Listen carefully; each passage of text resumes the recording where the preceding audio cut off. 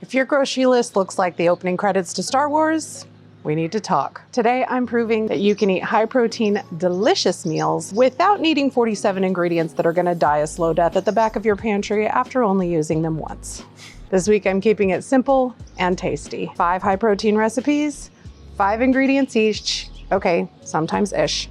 And all before you can say, where's my takeout menu? Breakfast, lunch, 2 dinners, and yes, even dessert. Let's get into it. Before we get started, I need to drop a disclaimer because I already know I'm gonna hear it in the comment section. Some of these recipes will have slightly more than 5 ingredients because I didn't count staple seasonings or things that most people are already gonna have in their pantry, things like salt and pepper. Because if I did, these meals would be more bland than a chicken breast at a bodybuilder's meal prep party. I am also providing some optional alternatives to make the recipes even lower in calorie and higher in protein, just by swapping out a few ingredients, which would also add to the ingredient count if you chose to go that way. But again, they are optional. So now that we have that out of the way, let's do this. First up, breakfast, because starting the day with over 20 grams of protein and 0 drive-through guilt just hits different. These are my high protein copycat Starbucks bacon Gruyere egg bites. Try saying that 15 times fast. Same creamy cheesy goodness, but without the $5 price tag or the barista spelling your name like it's a Wheel of Fortune puzzle. I threw these egg bites together on Sunday as part of my meal prep, so we have voiceover Mindy because Richard was home. Yay! These were really quick and easy to throw together. I'm just doing it in my blender. You can use a food processor or an immersion blender, whatever you prefer.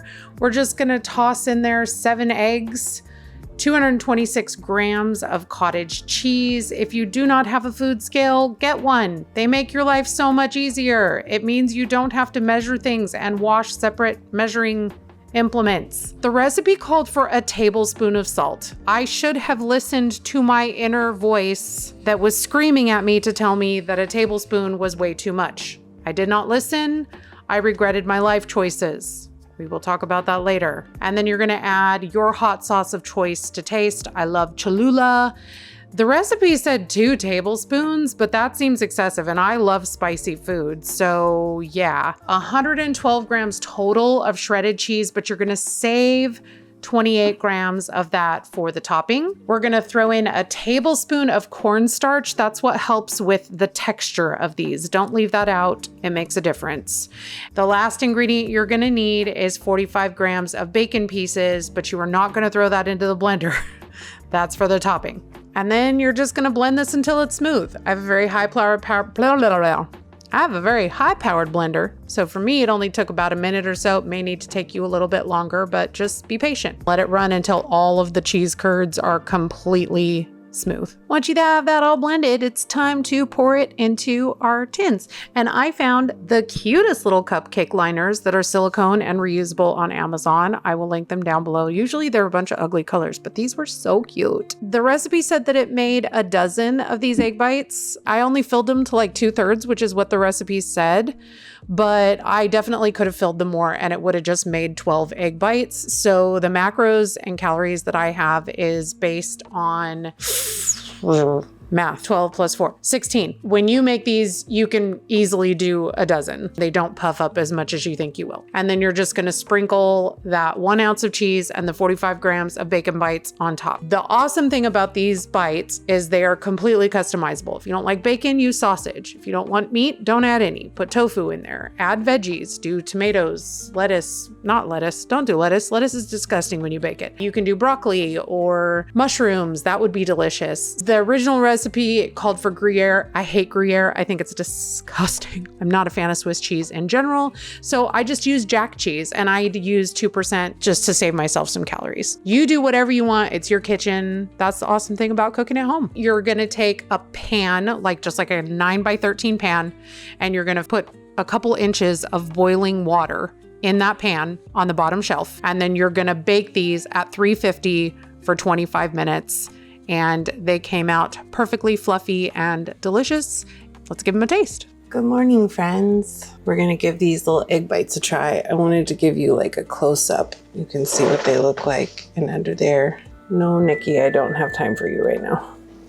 You can look at the texture. They're very moist. I know how much the internet loves that word. They're super soft. When I was putting it together and I looked at the recipe and it said a teaspoon of salt, that felt like a lot, and I should have listened to myself because they are way too salty. I would do a half a teaspoon of salt max. Like maybe you might not even need salt at all. These are delicious. All I had to do was cover them with a damp paper towel in the microwave for 30 seconds. I will put the macros for 1 down here. I'll see you guys for lunch. It's gonna be a good one. Just got home from work. It's lunchtime. We're gonna throw this together. It's gonna come together really quick. Spoiler alert, I already ate it yesterday. Didn't have time to record it. It's real good. Also very customizable. So let's throw together this crunchy chicken ranch wrap. We're gonna start with a tortilla wrap, whatever you want to use. I love these La Banderita carb counter ones, the soft taco size, and they are only 60 calories. And then I'm gonna throw down some lettuce. You fill this up however you like. If I had some tomatoes, I would probably throw some tomatoes on there. I'm gonna do some green onion because the little onion sounded really good on there, and green onion is the only onion that I have right now. And then I'm gonna throw some pickles on here because pickles are delicious. I threw my chicken in the air fryer as soon as I got home, so I'm just waiting for that to finish. And I am using the Real Good brand chicken strips. These are gluten-free and they're the best macros that I can find for chicken strips. They're 130 calories for 4 ounces with 23 grams of protein. The chicky strips are out of the air fryer and they are stinking hot. So this is just 1 serving of chicken strips. If I wasn't trying to make this pretty for a picture, I would just cut these up into teeny tiny pieces because it would make it easier to eat. And then I'm gonna add as much cheese as I want. I could do up to 1 ounce, but last time that felt like too much. So I think that's plenty. 16.3 grams. Ranch of your choice. To save some calories, I'm going with the Bolt House Farms. It's only 50 calories for 2 tablespoons, which is 30 grams worth, and you're probably not gonna need that many. So just add however much ranch you want. That looks good to me. And that's 15.8 grams. Just because I'm feeling a little spicy today. A little Cholula, which has no calories, so. And I'm gonna eat mine with some strawberries and some Atkins protein chips. I didn't do this with hot sauce yesterday and I'm real excited about it. I'm not gonna lie to you. Would I lie to you, baby? This would also be fantastic with pickled jalapenos on it. I'll probably be doing that tomorrow. It's so good. You're not gonna believe these macros when I put them on the screen. I'm gonna put them down here. This is just for the wrap, the way that I made it. Ton of fiber because of the tortilla. Avocado would be really good on this, maybe some bacon.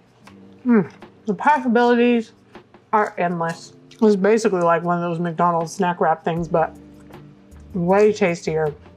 So good. Make that, okay? See you all later for dinner. All right, guys, it's dinner time, and tonight we're having a cheesy taco potato queso skillet. That's a super succinct name. Let's go. I already diced up my potatoes and I had them soaking in some water for about 10 or 15 minutes. You don't have to do that. It just helps make them crispier. Moisture is the enemy of crispness, so I'm going to get as much water off of these as I can. And then I'm gonna take a little tea towel. You can do a paper towel if you want. And get them as dry as I possibly can. Pick these up and throw them in here. Y'all, I lost my little liquid tablespoon measuring cup thing and I'm so very sad. So we're gonna do a tablespoon of oil. I'm gonna get those potatoes evenly coated with, with oil before I put the seasoning in there. You can season these any way you want for the sake of keeping this 5 ingredients. We're just gonna use taco seasoning. This is the rest of the packet from the queso that I made yesterday. And then just gonna dump the rest of that taco seasoning in there. These potatoes are bland. We ain't got nobody to blame but the taco seasoning. All right, so now I'm gonna get my baking sheet. And I'm gonna use one of my little pre-cut parchment paper sheets. These taters on down. Smooth them out into a single layer. Let's put them in the oven. Let's make some taco meat. We're gonna do 2 pounds of 93% lean ground beef in the pan. I'm gonna grab a little bit of water to make it easier to break this beef up. You can brown it first if you want to. I just was feeling a little lazy today, and this makes me have to work less hard to get my beef into teeny tiny pieces. Now I'm gonna dump in my taco seasoning. This is 2 pounds of ground beef, so I'm gonna do 2 packets of taco seasoning. All right, and then just keep cooking this until there's no more pink left. I'm gonna add a little bit more water to this and put the lid on and let it just kind of hang out until my potatoes are done cooking, and then we'll put this bowl together. Oh, of course I did that.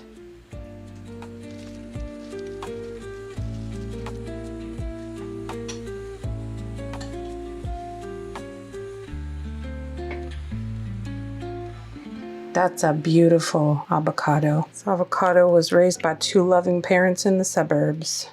The rest in my little avocado keeper. Beautiful. A food stylist I am not, y'all. Yum. I don't even know how to properly vocalize how beautiful this is. It smells so good. Get a little avocado and a little pico and a little queso and a little taco meat and a potato. That's real good. Now you could very easily use store-bought queso. I made my own queso so that it would be higher in protein, a little bit lower in calorie. I will show you how I made it yesterday. It only took about 5 minutes to throw together, and it's another 5-ingredient recipe. All right, y'all, I got a bonus recipe for you because I decided to make my own high protein queso. Again, you can just use store-bought queso. The macros will still be just fine. You're gonna need 220 grams of cottage cheese. For my macros, I used 1%. 55 grams of a reduced fat shredded cheese. I don't normally love pre-shredded cheese, but in this case, the starch on the exterior actually helps with the texture of the queso. 20 grams of pickled jalapenos, a tablespoon of nutritional yeast. Now, the nutritional yeast is optional, but it adds to the cheesiness, it adds some fiber, it adds some additional protein. You can also sub out a tablespoon of cheddar powder or like the cheese pack from the mac and cheese boxes. And then you can add your seasoning of choice. I added a little bit of taco seasoning just because I had it from the potatoes and the meat, but I would not use it again. I didn't love the flavor it added. I would just do maybe some salt, garlic powder, onion powder, and lastly, a 1/4 cup of fat-free high-protein milk. And then you're just gonna blend it. I used an immersion blender, but you can do it in a food processor, regular blender, whatever you want. And then I just put a lid on it. And when it came time to eat it, I just heated it up in like 15 to 30 second increments, stirring in between. Don't get it too hot because it will curdle. So I recommend, rather than just heating up the whole thing every time, just measure out however much you want. This makes 6 servings and they're pretty generous servings. And this queso is 68 calories, 8 grams of protein, 3 grams of carbs, and 2 grams of fat for a serving that's actually a little bit bigger than what you just saw me pour on my plate.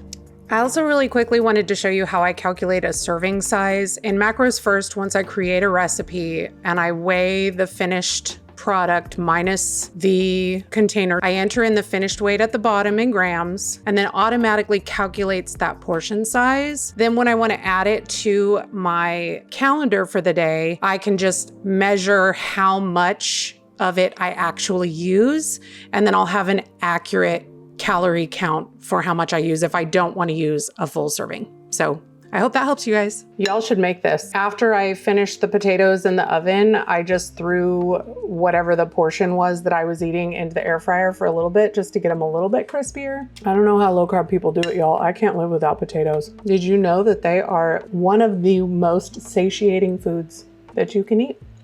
Keep you full for a long time. Put whatever toppings you want on this. Get you some sour cream. Just eat it as is. This is delicious, you guys. Just make it, okay? I'll see y'all tomorrow for dinner number 2. All right, guys, it's dinner time again. Happens every night, whether we want it to or not. And tonight we're making some sticky apricot chicken. Let's make it. We're just gonna start with 2 pounds of diced chicken breast. And I forgot that I turned my pan off because it was getting too hot. Let's just pretend like that made lots of sizzling. Yeah, we're just gonna do it with this camera. Let's just pretend like that made lots of beautiful sizzling noises when I threw it in the pan. Just in a single layer and let this chicken get good and brown. All right, well, this chicken is whiter than me in winter, but you know what? It's just what it is, because as much as I would have liked to have gotten some more color on this, it's not happening without me just completely cooking this chicken to death. So we're gonna add our last 2 ingredients, which is, oh shoot, I forgot the other ingredient. Dag nabbit. Y'all, I knew I was forgetting something and I was like, I don't understand how this isn't gonna be bland as heck.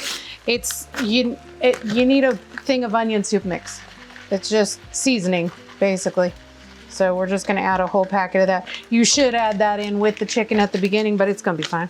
Ooh, that smells good. Oh, I suddenly feel much better about this recipe. I was like, why was I so excited about this? This is so boring. We're gonna pour in our other 2 ingredients, 128 grams of barbecue sauce and 68 grams of apricot preserves. I'm doing sugar-free Sweet Baby Ray's and sugar-free Smucker's. And that's really all there is to it. I was reading the comments and a bunch of people were saying that they ate this all the time growing up, but instead of barbecue sauce, they used Catalina dressing, and I bet that would be delicious. I'm gonna pop a lid on this and let this chicken hopefully tenderize and soften up a little bit. Let the sauce get a little sticky. And I'll see you in a bit for a taste test. One really easy way to keep track of your serving sizes, put a piece of Scotch tape on the lid of whatever container it is that you're going to be serving it in. And I'm gonna pour it in this container so I can weigh the full recipe. This whole thing weighs 765-ish grams. So I'm gonna write that on my tape. And then I'm gonna divide that by 6. And that's 127.5. I'm just gonna put 127 grams. So now I know just by looking at the lid what my serving size is. Okay, friends, let's give this a try. Just gonna grab a little rice and a little sticky chicken.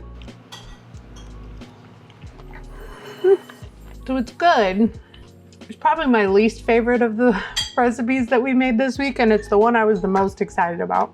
If you try this one, try it with the Catalina dressing like people suggested, because I think that flavor combination would be much better. People were saying that it was like orange chicken vibes or like sesame chicken vibes. I think I would like that a lot better. I think that's kind of what I was expecting. The barbecue sauce is so strong that it completely drowns out the apricot. And I normally love the Sweet Baby Ray's sugar-free, but you can really taste the artificial sweeteners in this. I don't know why it's so strong to me in this, but man, it is. I will still enjoy this. And because it was so simple to make, I probably will make it again, but I definitely want to try it with the Catalina dressing first. Let me know if you grew up eating this or a version of this and how your family made it. Thanks for cooking with me, guys. Last but definitely not least, dessert. Because life's too short for sad protein bars. These high protein fudgy brownie bites are chocolatey and so good you'll forget they're good for you.